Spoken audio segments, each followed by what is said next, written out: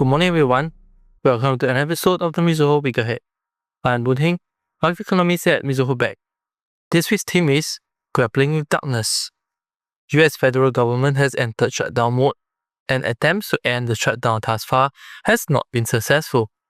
At this juncture, layoffs remain closely watched as markets attempt to distinguish firings and being furloughed amid the absence of GDP Print data last week.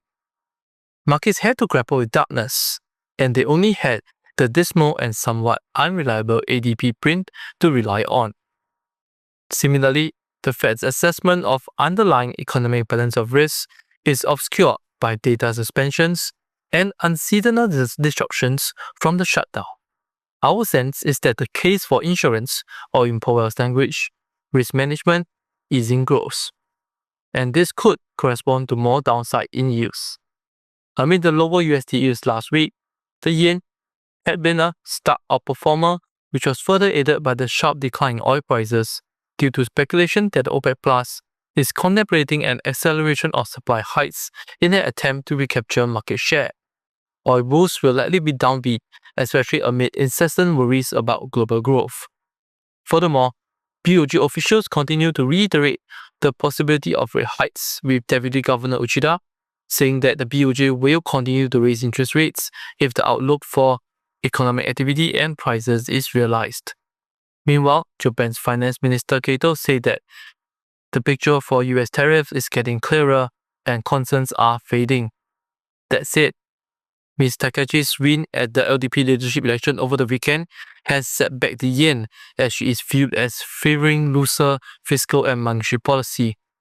The yen and longer NGGBs are starting the week weaker, while Japan equities rise.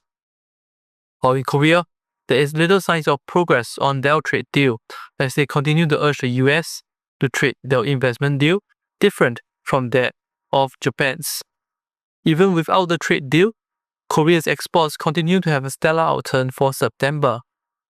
In Taiwan, authorities have rejected proposals to move manufacturing to the US to fulfill 50% of United States semiconductor demand, but offered government-to-government level efforts to develop industry clusters in the US.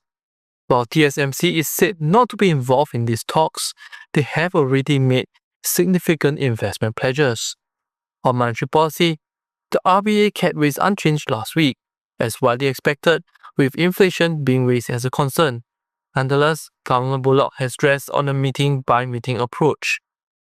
That said, we view the continued climb in housing prices as a potential obstacle for the RBA in end 2025.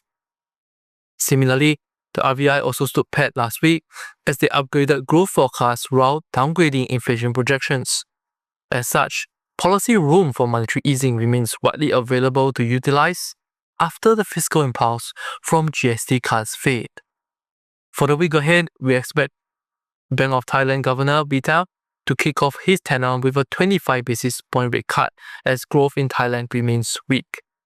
That said, the worry for the Thai baht will not just be the rate cut, as fiscal woes continue to be a key worry. The finance minister has alluded to potential green money as a source of recent Thai baht rallies. In the Philippines, we have an hour of consensus call for the BSP to marginally opt for a fourth cut in a row, as both external and domestic demand continues to soften. To be clear, refrain from easing should not be from inflation, which has seen a marginal spike up on account of adverse weather events. Instead, it will rely on an assessment of the underlying transmission of earlier cuts. All in, markets continue to grapple in darkness, attempting to achieve first best outcomes in second best circumstances. For more information, please refer to our week ahead publication or contact your respective sales desk and our apps. And for regular notification on our market views, please subscribe to our channel and hit the notification button. Thank you.